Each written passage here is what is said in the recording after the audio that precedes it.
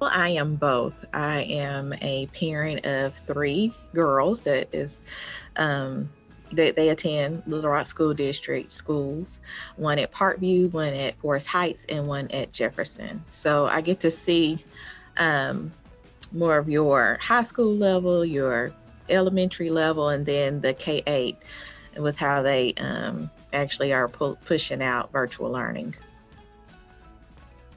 Well, I like that everything can be organized in a creative way. Students can just click on an icon and enter into a classroom. I think that's great. I think that when teachers are interacting with the students regularly, or let's say they have a schedule to where the student knows what's expected, I think that that works really great because I've seen that in my household.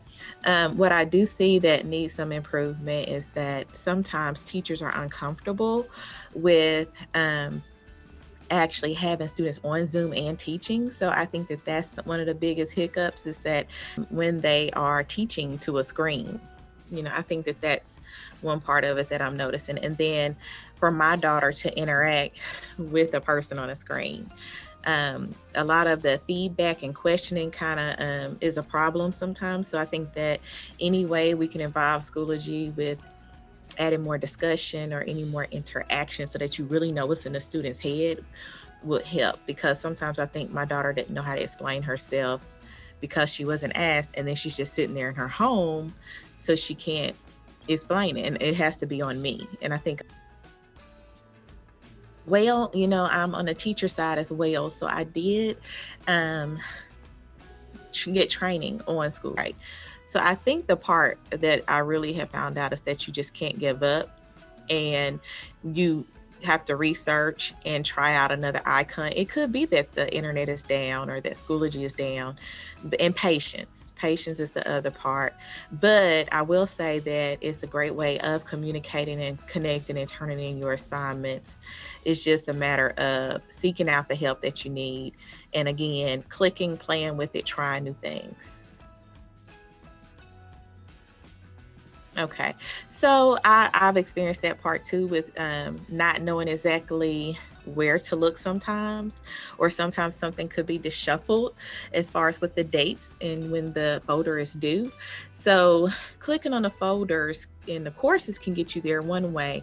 But what we found is that going to the updates part, and then where that calendar is, it tells you everything that's still overdue, that may be upcoming. So that has been our friend, to click on updates, and over to the right, there's a list of the things that need to be completed, and that has been our saving grace.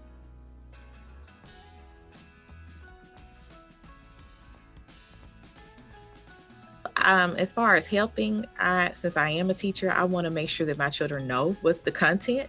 So I don't want to help and give them the answers, because then I know they're not learning. So I will help them as far as maneuvering, especially my 6-year-old.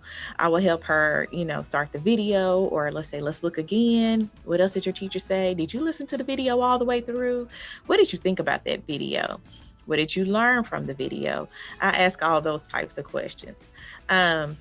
Sometimes I'm noticing that she needs some strategies.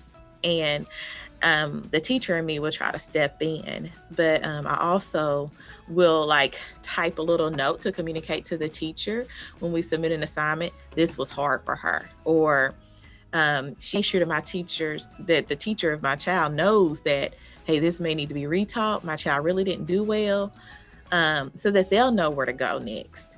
I think that letting them be independent, trying to give them that leeway into, communicating back and forth to the teacher is helpful. Okay, so every day they wake up, and one of my children have to log on at 7:40. Another has to log on at 8 o'clock. And the high school student has to log on in, I think, about 8:45. So I am a part of the schools that actually have the structure set up in that way. I think that every school needs that structure, because if we allow students to just log in when they want to, we kind of get too lax. And I know that in some cases that's needed, but in my case, it's helpful to have that structure that every day they know I'm going to log on at this time. Now, when that routine changes, it confuses everything. The fact that they cannot interact with their peers. You see them having difficulty as far as socializing. They miss the interaction. They miss the interaction with their teachers. You can see that social part, that they crave it. So that's been one of the hardest things. They ask for help. Whether it's seeking out different websites, whether it's actually calling and talking to your teacher or setting up your own personal appointment, I definitely will say ask for help. I will also say set up a routine. Please have structure for your virtual child, because if they lose that routine, I think when they come back to school, it's going to be difficult for them. Sleep patterns are important, whether or not they're engaged in the online session or the video. If they don't have any sleep that night, they won't be as engaged. Reaching out, seeking other parent groups, let's say, for instance, if you know other parents, that may be helpful as well, because they can tell you what they did. But you need that support because it can be very stressful. Changing over to virtual can be very stressful, but I think that you need that support. That's your teachers, your principal, the curriculum team for the district that want to seek out, like with the parent classes or Zooms, just like you're doing with Arkansas Innovation Hub. I mean, I think that those are all outlets that we can reach out to get that support. And again, don't be afraid to play with it. Don't be afraid of technology.